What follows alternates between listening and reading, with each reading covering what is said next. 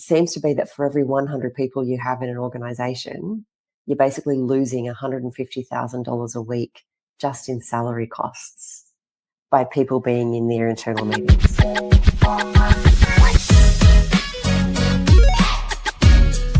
Welcome to the Redefining Sales podcast. I'm your host, Abbie White. Today we have with us Vanessa Bennett, who is founder and CEO of Next Evolution Performance. I absolutely loved this conversation with Vanessa and got some really highly practical tips coming your way around how you can improve the performance, the productivity, and the profitability of your team, but without the burnout.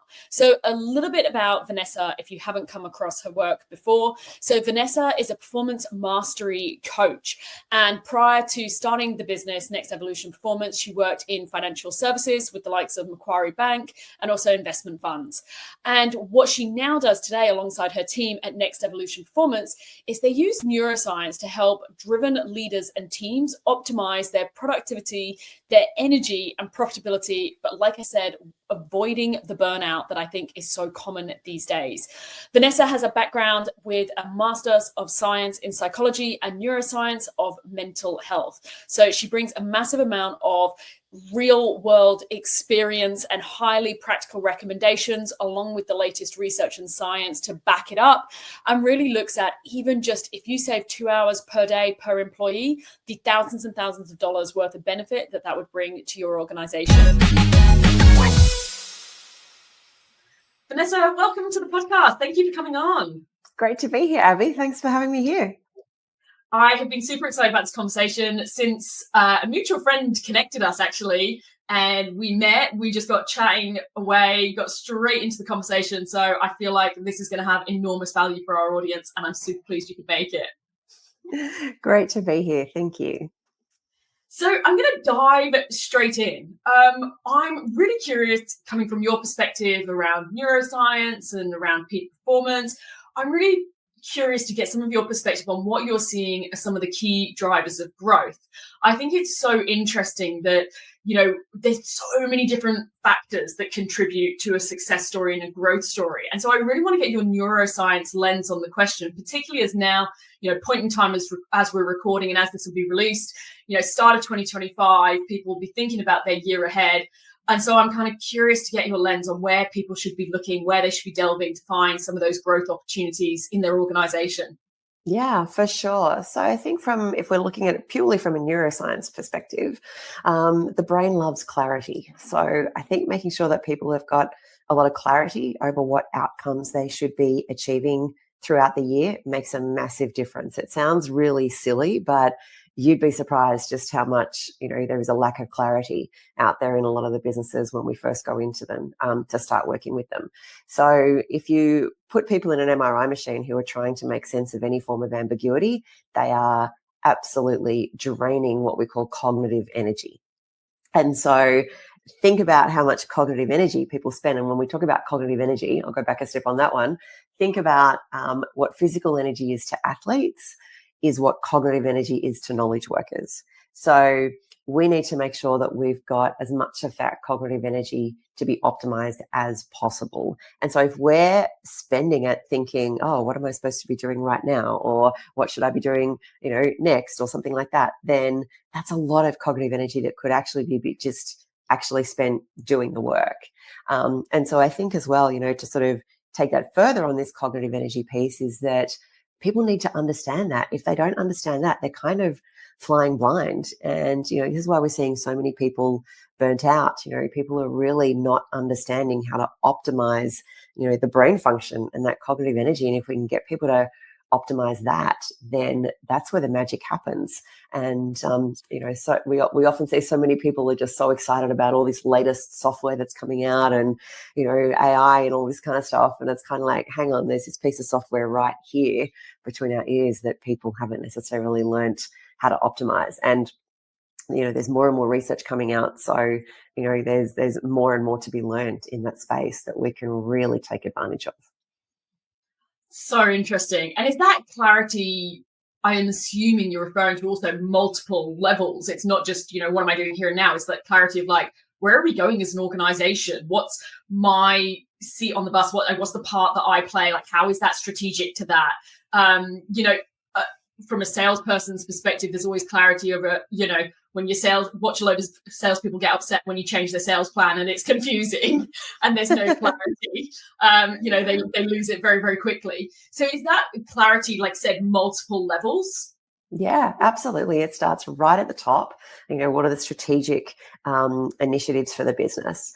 And if that all gets sorted out very well, then that flows down and people can focus on what it is that they're supposed to be doing. However, if that's not really clearly articulated at the top level, then there's a lot of confusion. And if there's confusion at the senior leadership team, then you can only imagine what that's going to create for everybody else. So it's definitely coming from the top. But even from a sales perspective, and I'm from a sales background as well, I used to work in financial services sales. And, we probably have the clearest KPIs, really. It's normally something along the lines of you have one number and 12 months, sort that out. However, that is very high level. And so people need to get very, very granular on look at what the target is, but then work backwards to work out what are the activities that you need to do each day. And it's really just the sum of the parts that create success. So what are the activities each day that you need to be super clear on?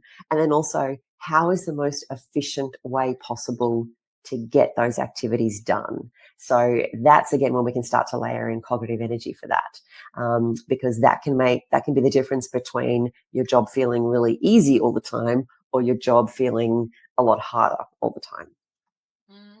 That's so interesting. That kind of leads me quite nicely to, I'm really fascinated by, I feel when I've got this obsession at the moment around growth, and I think there's the cool kids that get all the airtime, all the front page of the news, whether it was like a really charismatic CEO that just, gets all the credit, or, it was some swanky new strategy or marketing campaign and people sort of accredit that. And obviously, you and I know there's so many 1%ers that go, into a successful growth story. There's so many behind the scenes hidden parts of that journey.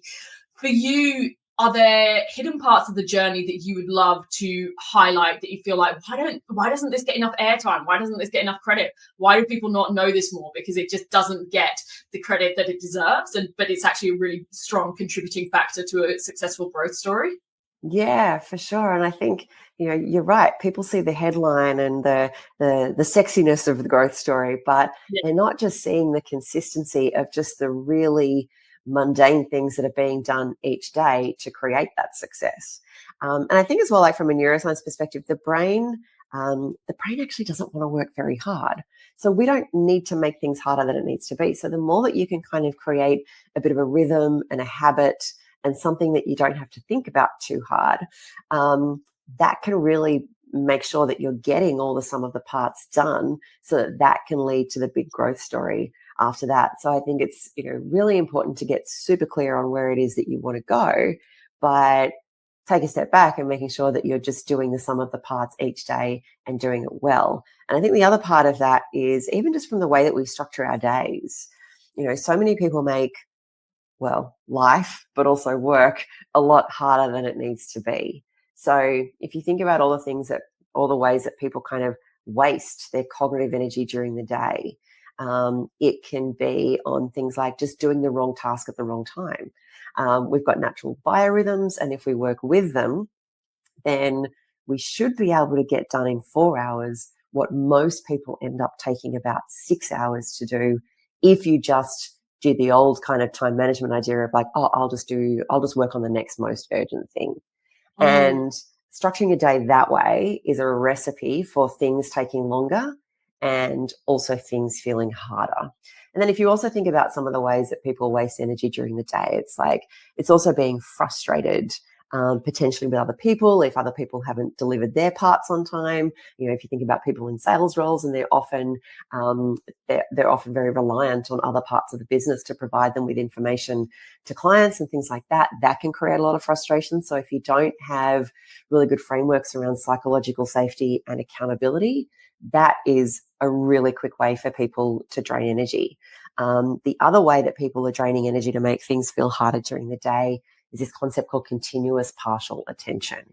And that is that situation where you might be in a Teams meeting, or even you might be in a physical meeting, but people are looking at their phones and they're kind of half in the meeting, but they're half not, and they're looking at emails or they're looking at notifications and things like that. And when you look at the studies around that kind of concept, again, it's one of these ways where we just completely drain our energy and we don't even realize. And when you add to that the fact that not only are you draining energy, you're also increasing your error rate, and it's taking longer to do things. So even if you're in an internal meeting, you're spending a lot more time in that internal meeting than what you would if everyone just came in, quickly focused, and got out of there. So there's a lot of these things that we can do on a structural basis that can really help position ourselves for growth as well. And this continuous partial attention is not one of them. Everybody's doing it. It's rife everywhere. This culture where people feel like they have to respond to an email immediately is basically breeding continuous partial attention. And can you imagine if I said to you, hey, I've got this new software program. It's going to drain everyone's energy like you've never seen before. It's going to increase error rate, and it's going to take longer to do things. Would you sign up to that? I don't think so. And yet that's, what most people are doing in terms of how they're utilizing their brain function during the day, or not, as the case may be. So, there's all these little things around neuroscience that when you put them together, it can add up to 2 to 3 hours of more effective time per day in a way that feels easier for people, and creates a lot less angst in the working environment as well, increases workflow, things get done more quickly, people can hit their sales targets more quickly. All of these kind of things can make a massive difference. It would be like for every 4 people you have in a business, getting an extra person for free. That's massive. And that's just on salary. That's not including what they could be bringing in from a revenue perspective. So, there's a lot that can be achieved and position yourself for growth when you're using neuroscience. That's an interesting point you made at the end there around, it's almost like you're getting an extra person, because I think that sometimes we've all been guilty of going, oh yeah, I should do that to be more productive. And we all talk about being more productive, but we don't necessarily talk about the hard ROI and numbers of it, of going, hang on, this is actually the amount of hours a day you're losing, and therefore the numbers that stack up behind that. And so I think that's really interesting. Have you got examples, or, is there research around sort of typical benefits that organizations see when they start actually delving into this? Oh gosh, so many. We look at, even if we say people spending time in internal meetings, for every, based on sort of average salary in financial services, because that's a lot of where a lot of our clients are, not all of them, but it was just easier for us to do some figures based on that. It seems to be that for every 100 people you have in an organization, you're basically losing $150,000 a week just in salary costs by people being in their internal meetings. So imagine if you freed up all of that. And I still remember when I ran a sales team, and it wasn't a massive team. We had 12 people in our team. I still had calculated the cost of everyone being in a meeting, because different divisions will be like, oh, I need to get the salespeople together and whatnot. And when you add that up, it was thousands of dollars per 1 hour meeting, not to mention the lost revenue that they could have been doing by actually being out seeing clients. That was just in salary costs. And so when you think of that, that's like, people get really nitpicky about signing off a taxi expense or something like that. But who's signing off thousands of dollars per internal meeting to see if that's, making sense of going ahead? So, people kind of lose perspective on all of that, right? And the other thing as well is when you're looking at, we've done a fair bit of work on the return on investment for all of the stuff that we do. And, if you think about just getting an extra 2 hours per person per day, that's really significant as well. Like we said, that's an extra person for free, not to mention, what revenue they could be bringing in. If you look at it as well from a sick leave, and, potentially mental health leave, if we've got burnout and things like that, that is very costly on an organization. Also, if people get tired, they have lower, what we call emotional regulation. So if people are tired, they start to get a little bit snippier. So they get a little snippier with each other. But, the research shows that if people want to be really successful in sales, they need to be optimistic and they need to have a much higher level of what we call psychological capital. Whereas if people are getting tired, they're going to start to lose that. And that's not as inspiring to their clients. And it's not great for, internal relations as well. And you've got to rely on other people to get stuff done, to be giving things to clients. So, I think it's really important to understand that the impact of someone having lower psychological capital is really impactful on other people. You've also got these days, obviously, the risk of psychosocial hazards in the workplace that people have to watch out for and things like that. So you don't want to be having any of these situations where people are a bit snippy with each other. And you also need to make sure that your frontline people are really in a great frame of mind to deal with whatever is coming at them. And the scary thing is, like, if you look at mental health stats, now mental health is nothing amazing, by the way. Mental health just means that you can hold down a job and deal with the normal stresses of life. That is hardly screaming high performance.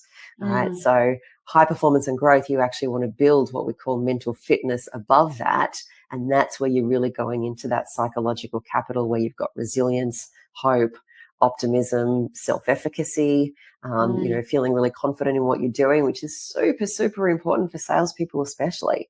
And so if we can really get people to focus on their mindset side of things, it makes a massive difference. But the stats that are coming out on mental health these days, so not even psychological capital, just mental health, has shown that since 2010, basically when social media was available on an iPhone, mental health has significantly reduced for just about everyone in every age group, except for those over 65, I think it is, and significantly reduced for anyone under the age of 35. So mental health is going backwards, and yet to position yourself for growth and for people to be really successful in a sales environment, they actually need to be going the other way. So, we need to be, really helping people to learn how to build their psychological capital. It just makes a massive business sense for everybody. So because oh my gosh, I have like 10,000 questions. So I'm like furiously writing notes. If I break those down a little bit and go, okay, cool, what's a couple things we could do? So you started out by talking about actually how do you structure your day and around the biorhythm. If people are not 100% clear on their biorhythm, how do I get clarity on that? And how do I therefore structure my day around it? Yeah, great question. So, people normally sort of have a little bit of an idea as to whether they might be a morning person or not. And there's all sorts of research. They used to be sort of saying that there were, 3 basic chronotypes.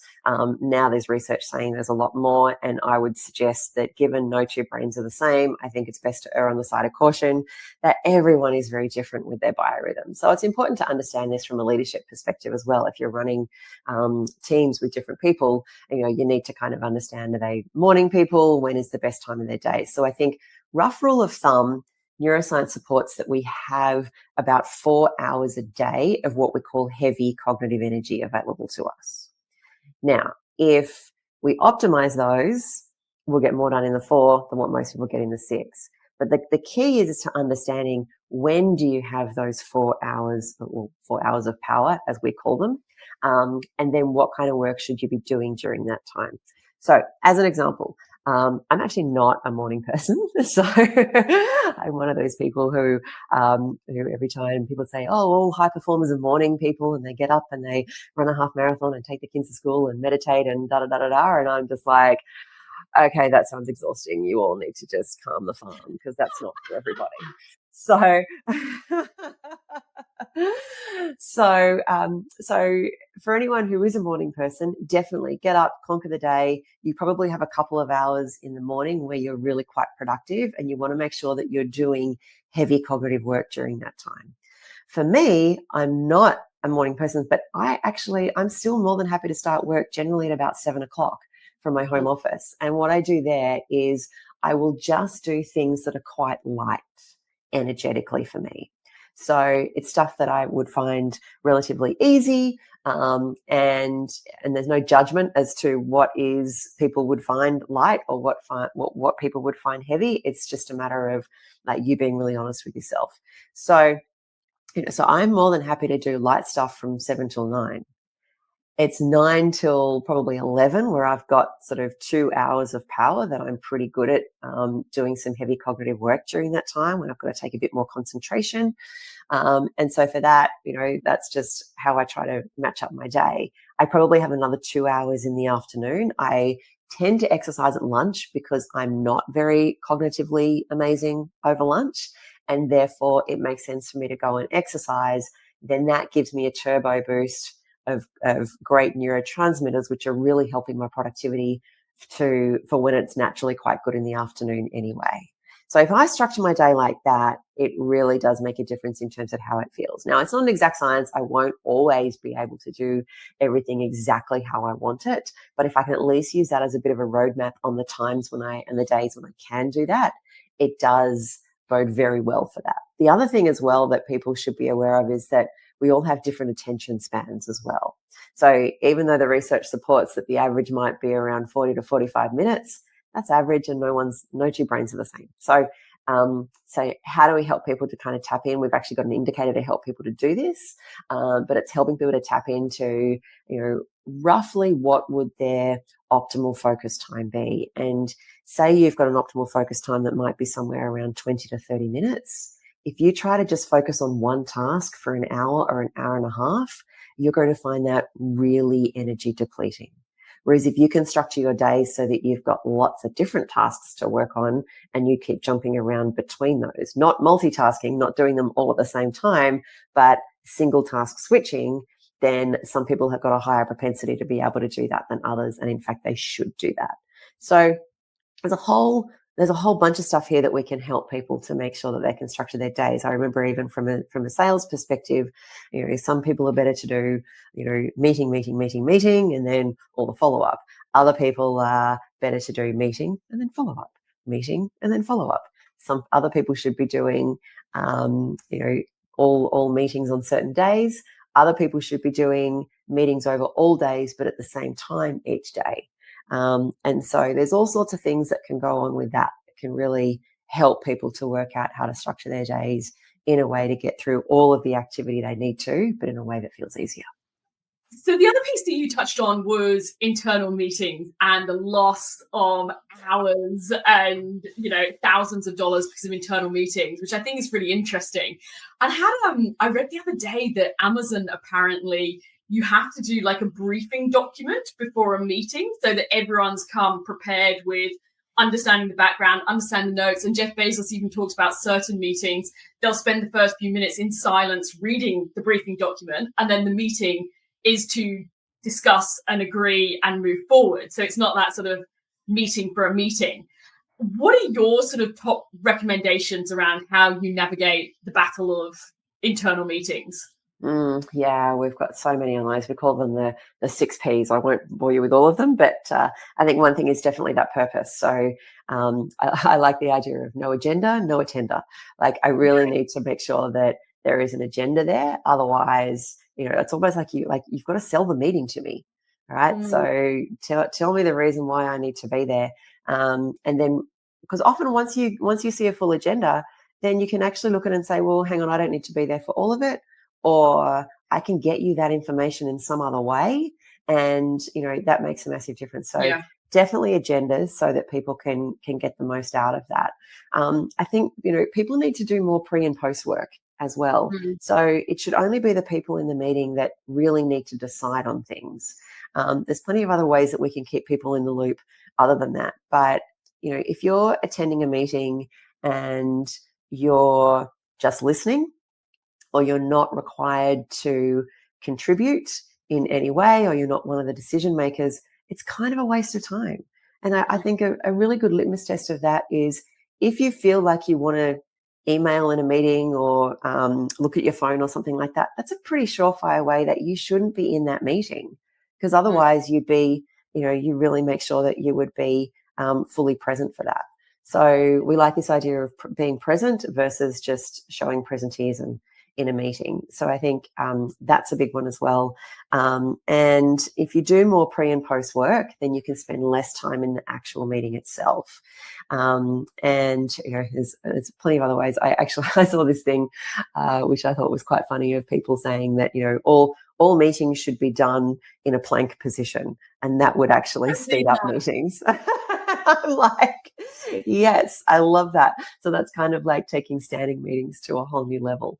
And look, sometimes, the agenda of the meeting is to brainstorm something. So and that's totally fine, but make sure that the people come together with ideas first, or only people who are really going to be contributing to that are in the meeting. And I think that makes a massive difference, just to make sure you've got the right people there who should be in there, and just let everyone else get back. Normally, as a rough rule of thumb, when we run our workshops on meeting effectiveness, we've got one particularly dedicated to the psychology and neuroscience of meeting effectiveness, because it's one thing to say, oh, but you should do meetings this way, but it's another thing to say, like, let's go back a step. Why are you in so many meetings in the first place? And generally, there's a culture there. There's some sort of there's plenty of deep-seated reasons as to why we're having so many meetings. And so when you can start to unpack that, then you can start to go into the 6 Ps of how we roll around here. And I also like to make sure that people have got pretty clear procedures as well around, like, turning up on time. Is there a lockout if people haven't arrived on time? It's crazy. Like, you could be turning up to a meeting of 10 people. One person is 3 minutes late, and that's 30 minutes of time that's been wasted.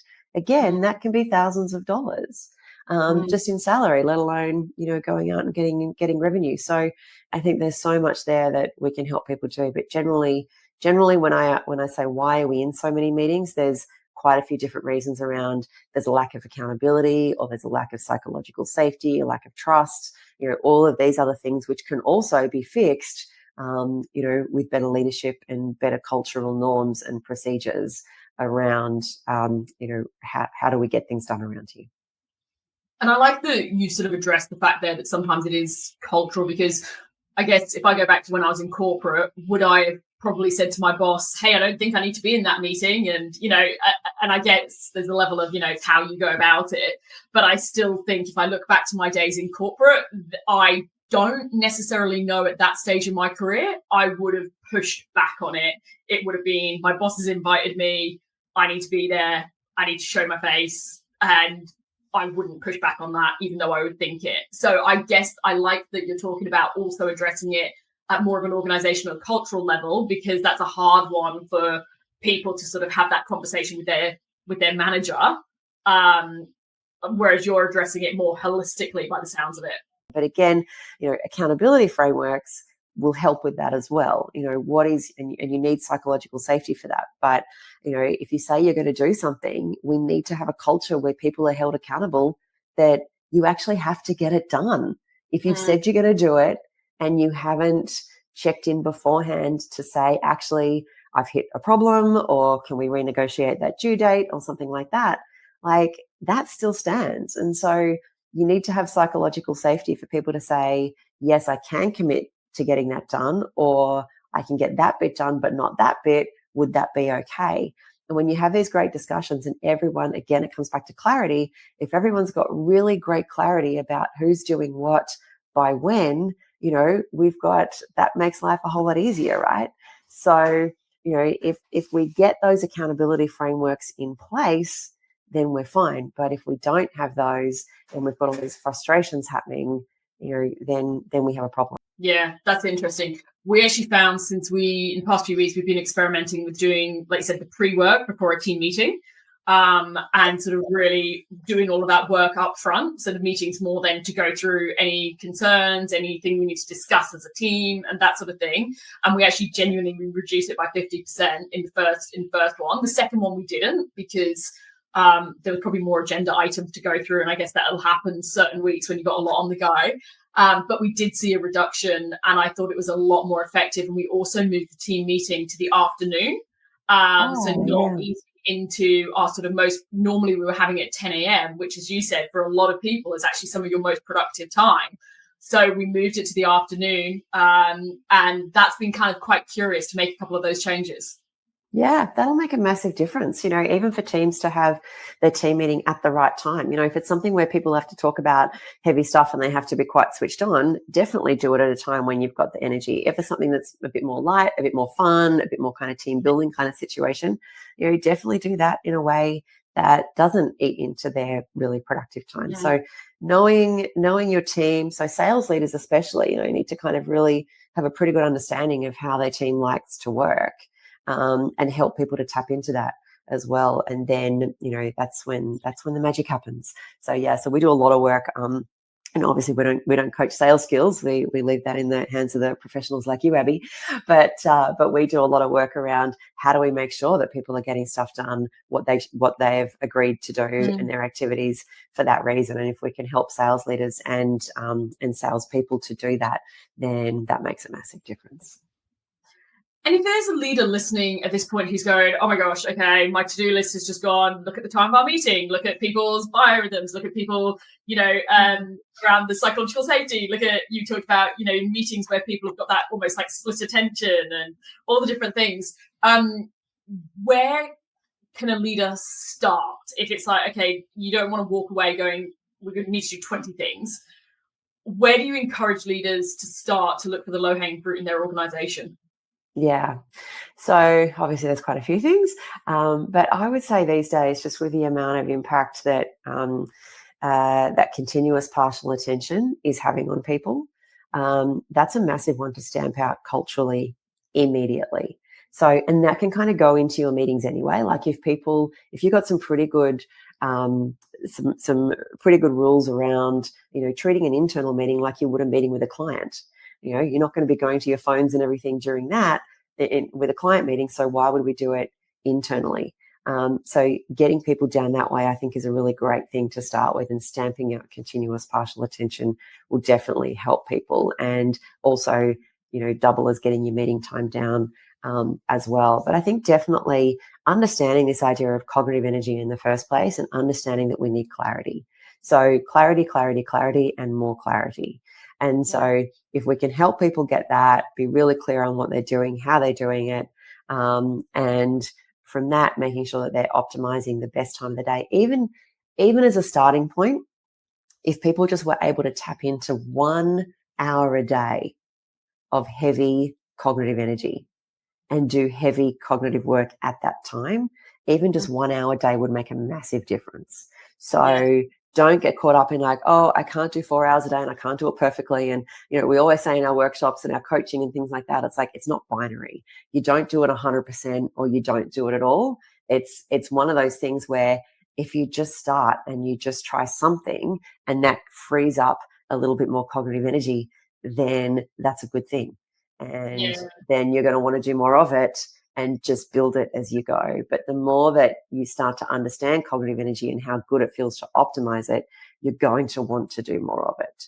So I think firstly, educating your team on the fact that all of that is a thing. Cognitive energy, like we said at the start, is to knowledge workers what physical energy is to athletes. If you're not helping people to systemically change the way that they structure their days in a way to optimize that, you are leaving significant profits on the table. Well said. Oh, so good. And before you talk, I want to circle back on a point you talked about before. You said, a lot of teams are feeling sort of overwhelmed. We've got the tools, we've got the technology. You talked about the fact everyone's feeling like they need to respond immediately, and that being part of the problem, because it's like, and that is a real thing. There was a study Salesforce just released data that they looked at 5,500 sellers and asked them, what is your number one challenge, 2024 data? And they said the increasing demands and expectations was their number one challenge. That level of, I want it now, I want it instantly. And we're in that instant 24/7 world. So I'm curious if I sort of wrap up, there's a couple different things there, but when teams are starting to feel like they're just showing absolute overwhelm at everything that's happening right now, the pace of change, I need to learn how to use AI, what the beep is that, all this sort of stuff. How do you start to navigate that state of overwhelm? I think the first thing is to understand like the brain needs a bit of stress, right? Like stress gets a bad rap. Stress is good, but to a point. Once it does go into overwhelm, that's when the brain is essentially shutting down from being productive, and it's just in that fight, flight, or freeze mode. So obviously that's not productive, and we want to make sure that people stay out of that. So the only way that people can get themselves out of that kind of overwhelm where their breathing starts to change and they're almost paralyzed as to, I don't know where to start, all of that kind of thing.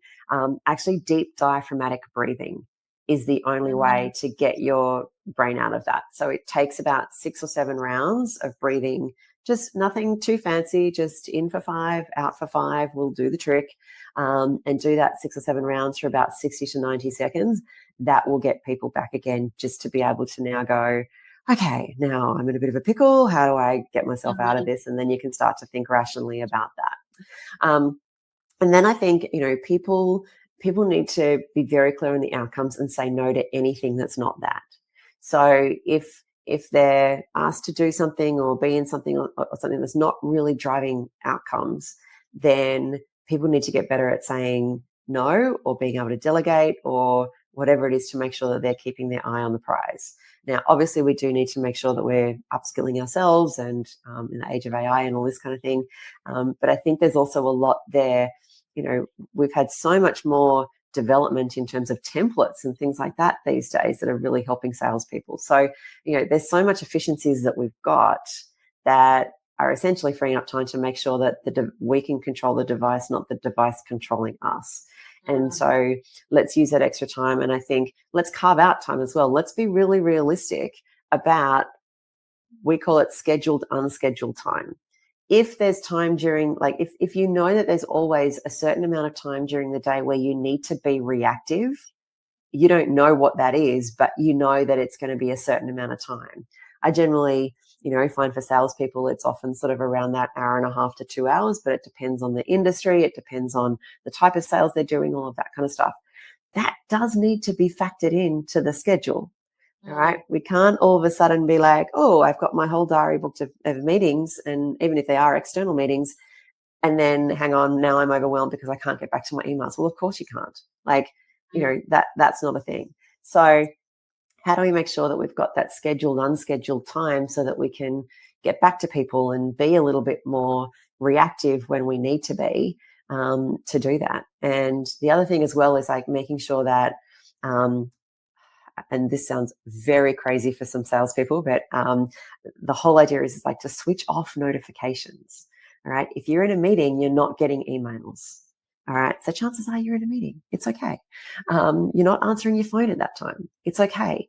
So again, if you've got that reactive time where you've got it scheduled to say, this is the time when I get back to people, you'll have you'll feel like you're more in control. The neuroscience supports that if we are constantly getting bombarded with notifications coming to us, that actually makes us feel like we are in way less control than what we are.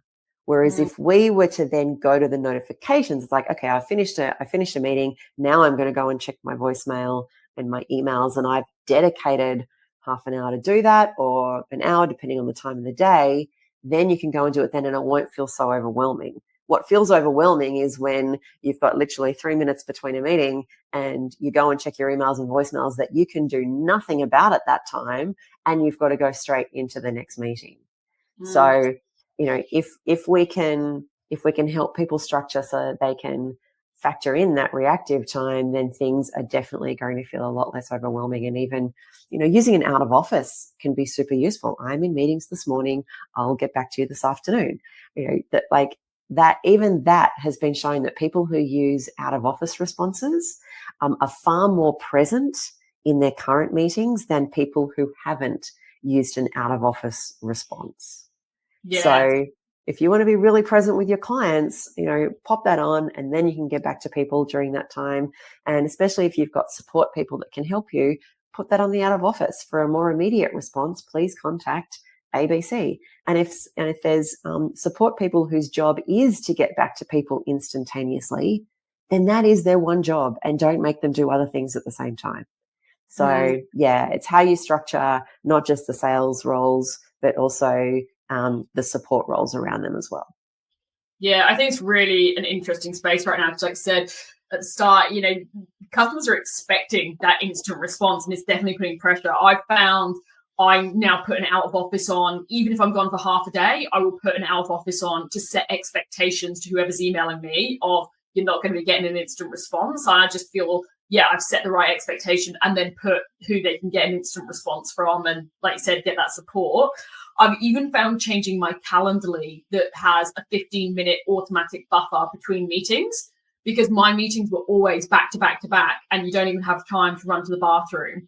And so now I've found, even just where possible, having a 15-minute buffer so that you are literally able to do the basics in life of even go get a glass of water, run to the bathroom, and open up your next meeting and be like, right, what are we doing on this one? And get your head in the game. I found that really valuable. And then I think it's also, I'm seeing the opportunity leaning into technology to go, well, even some of our clients we've worked around like chatbots, because chatbots have got quite good now, to go, can you take away a percentage of the noise, a percentage of self-serve instant response, and then that support person or you as a salesperson or whoever it is, you're getting the things that are more, they need a real human for something potentially more complex.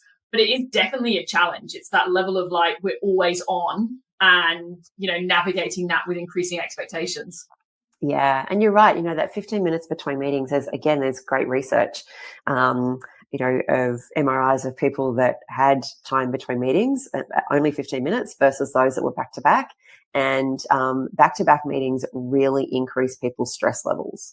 So if you're going to go into overwhelm or not, it makes sense to not have the meetings back-to-back so that you can stay out of overwhelm and then your brain is functioning really effectively. It also means you're very present as you go into the next meeting as well. But yeah, there's a lot of it, there's expectations. I also would probably put in there about, and where do these expectations come from? Are they genuinely from the client? Are they from prospects? But also how much of that is on ourselves as well? There's often a lot of belief systems that we have around, how do we need to serve people? And it's kind of like, if you're in a sales role, then you're probably in meetings. Even just putting that on your out of office, I'm probably in meetings with other clients. I would love to give you, the great service when I come to interact with you as well. But I'll get back to you at a certain point or something like that.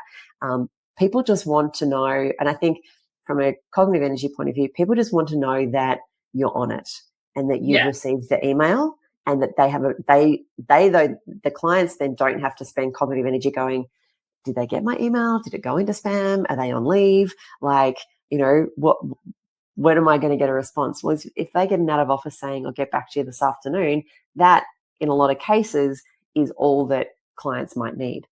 So, so it depends on, clients, customers, like what's the depth of your relationship as well with these people. But it's like, how do we set up those expectations? I give out my direct email address at the end of every keynote that I do, but I always stipulate I have a 24-hour turnaround.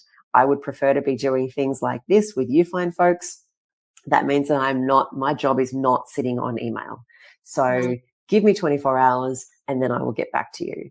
And I've managed the expectations on that, and people get it. They're like, oh yeah, like her job is to be in front of people. That makes total sense.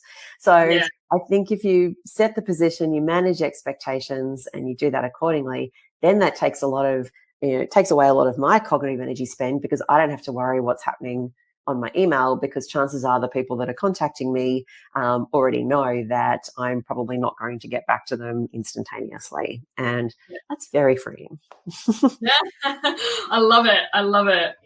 I want to kind of move to, we've talked a little bit, we've talked a lot about all different things that we can do. And I'm super curious at, where does the line sit in terms of what's my responsibility? So even if you look at some of what you've talked about, if I'm exhausted, I haven't had enough sleep because I've been doing whatever, or in my instances, because I've got a child who doesn't like sleep, and then versus the employer's responsibility to set up the culture where it's okay to say, no, I'm not going to that meeting because I don't think that I'm needed in that one. And so I'm kind of curious that when you look at a lot of what you've talked about, I think there's some of it that's a strong onus on us as individuals to take, for me, I look at it and go, I have to take personal responsibility of how am I looking after myself? And then how is that actually impacting my ability to do my job effectively, and to be on in the way that, in particularly sales profession, you are, versus what's the employer's responsibility. And I think there's responsibility on both sides, but how do you navigate that conversation with your clients? Yeah, it's a really great question, Abbie, and it's a really great point. And, and we see this all the time in terms of people are wanting to shirk responsibility. It's like, oh, I'm really tired. It's the job. It's my boss's fault, blah, blah, blah, blah, blah. But basically what you're telling yourself is that you have no control over that. And that actually starts to increase your stress levels. It decreases your tolerance to stress, and it makes you feel like you're out of control, and therefore you feel more stressed. So there's twofold responsibility. So firstly, the leader and the organization needs to create a culture. I like to think of this idea of a high performance culture is basically one where people get to do their best work. They get to be very engaged. They get to feel psychologically safe and get awesome results in a way that doesn't feel like they're getting burnt out. So it's about dancing that line between the two. Now, in terms of how we do that, there's obviously a lot more neuroscience these days. There's a lot more ways that people can do that.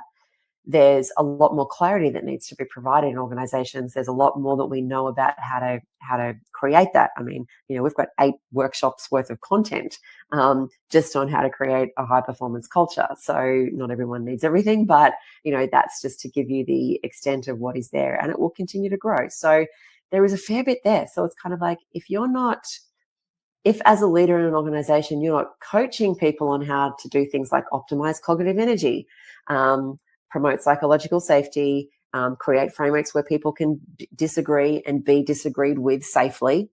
This whole idea of, oh, someone disagreed with me, I got bullied. It's like, no, they just disagreed with you. That's not bullying.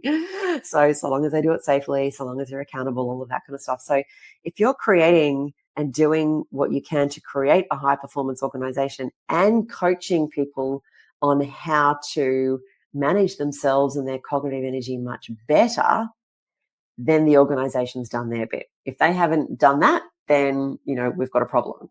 However, once they have done that, then, and continue to do that, then people need to take responsibility for how they're managing themselves, how they're managing their work, how they're managing their life, so that they can show up in the best way possible.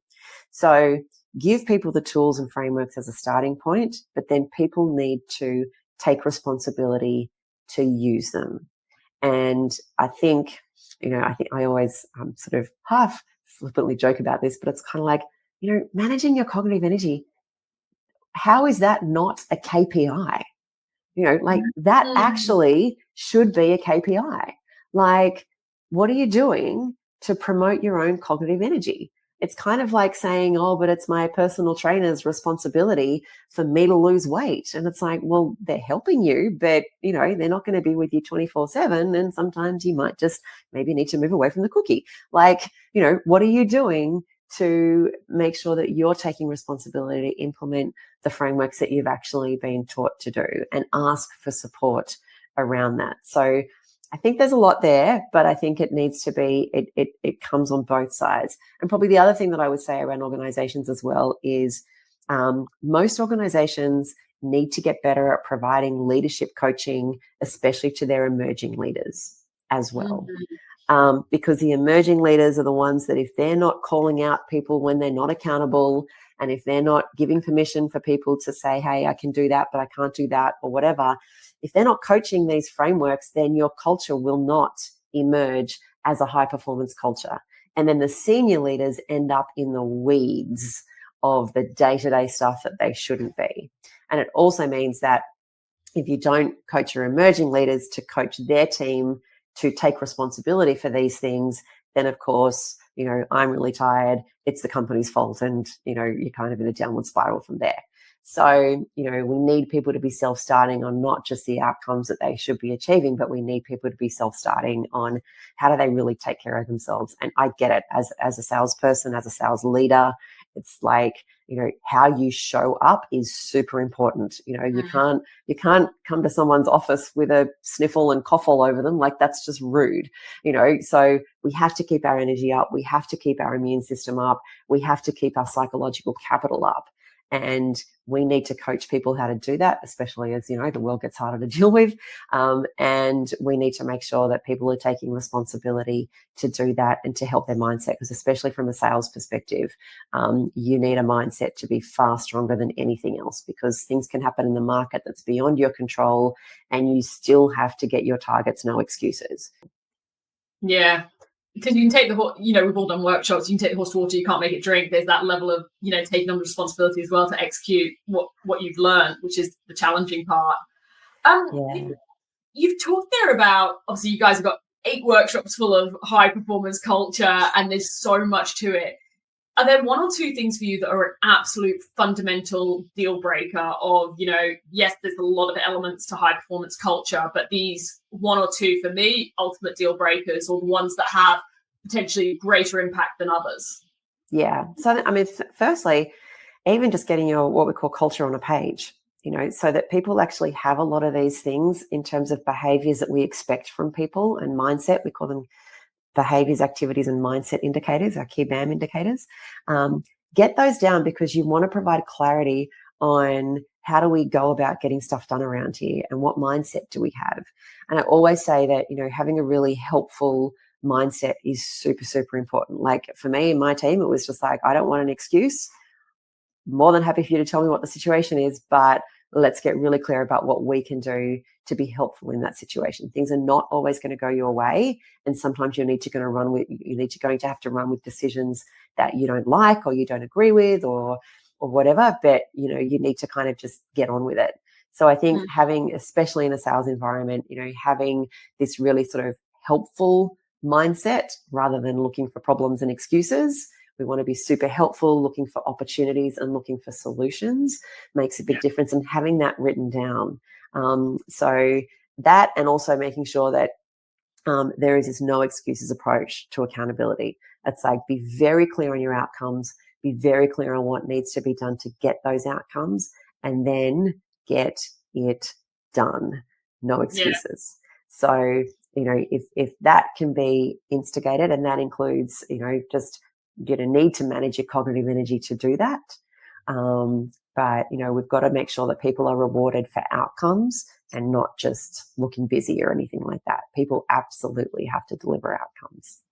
Yeah, I always talk to it as like ultimate responsibility. Like, I feel like, for example, for me, whatever happens in my business, whatever happens around there, I have to also look myself in the mirror and go, and I heard Gary Vee say this once, and I've kind of adopted it, of like, what have I done or not done that has actually made that acceptable? And even when stuff that's happening that I really do not like, having to go, could I have put in place a better process for that? Or did I actually set the wrong impression on that? And really just looking yourself in the mirror and going, what's your part? And another way that there's a guy called Mark Lebusk who was on the podcast once said, is he said, when people are making lots and lots of excuses, he always says, like, what's your part in the mess? Because like, you can't have that culture of like, I'm not at fault, I did nothing, and that level of like ultimately accountability, which I think can sometimes be interesting. And again, there's that experience that comes with that as well. Of, did the organization train you and coach you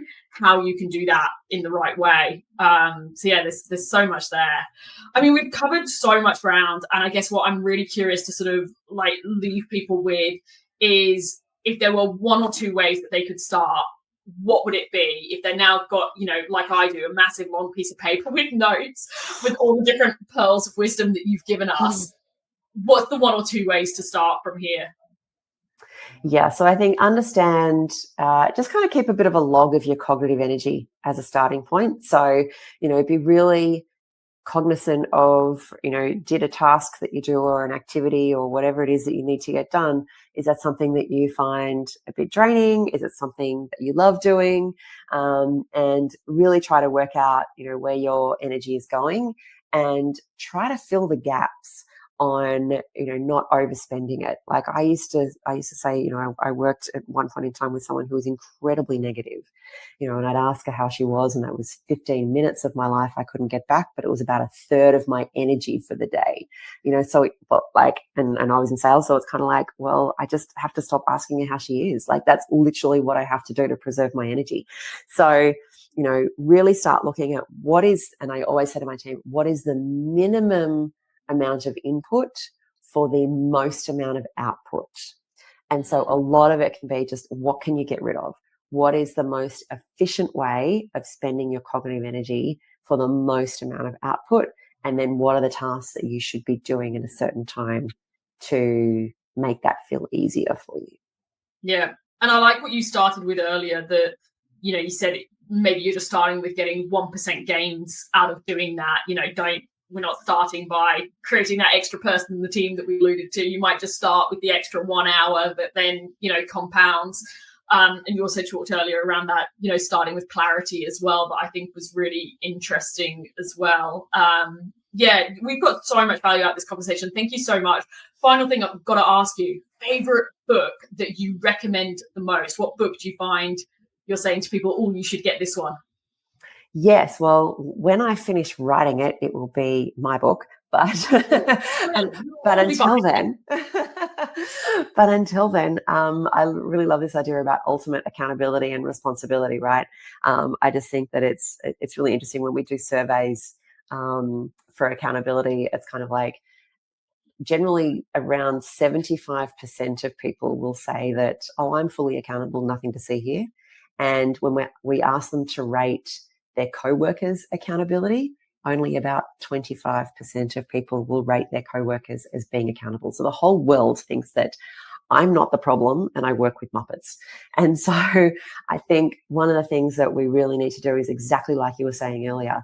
I would always encourage my team to say, right, before we start pointing the finger, what could you have done to have helped that situation? And there's a book by Ryan Holiday called The Obstacle is the Way. And it's basically, so it's actually nothing to do with neuroscience, but I do love this accountability side of things. And it's really showing you, the whole concept is that in any situation, especially a suboptimal situation, there will be 90% of people that will view that as an obstacle, and 10% of people will view that exact same situation as an opportunity. Yeah. So show that accountability and always look for that mindset around, if what can I do to help a situation, and how do I see the opportunity in something instead of being that person that always sees the obstacle. So he's got some, great different examples in that. But at the end of the day, it is just like, stop blaming everyone else for everything. And, you need to take it by the horns and show ultimate personal responsibility. And I think that will make a massive difference to a lot of people as well. I'm going to cheat and ask an extra question. How do you coach that in others? Because I've definitely found that interesting, that you can open up that conversation, and there are certain people in life, and we've all had our moments, I'm sure I've had moments of it as well, where you're just not seeing it, you're not on the same page. And so what's the top tip to then be able to help others? Also, you've got to help yourself. So I believe you've got to help yourself to take accountability, but you've also got to help coach others in your team to do the same. Exactly. And I think we need to have a whole other podcast, Abbie, on mindset. I need about 10 minutes. So maybe we do a mindset one at some stage. But yeah, this is a tricky one. People need to want to think differently. Yeah. If they don't want to think differently, you're kind of pushing it a bit uphill. Yeah. So firstly, they need to want to. So I would say the first thing is to actually educate people that our thoughts are actually our choices.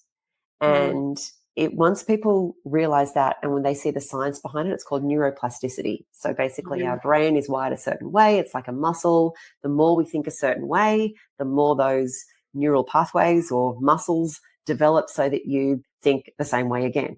And so helping people to understand how neuroplasticity works and how it's generally not working in a good way for us, because our brain is not wired to do anything amazing. It's just basically wired to keep us alive and look for what's the worst that can happen. So if we can educate people that your brain is actually malleable, but it's kind of like going to the gym. Like, you don't just go once and it's done. Like, it is a way of life.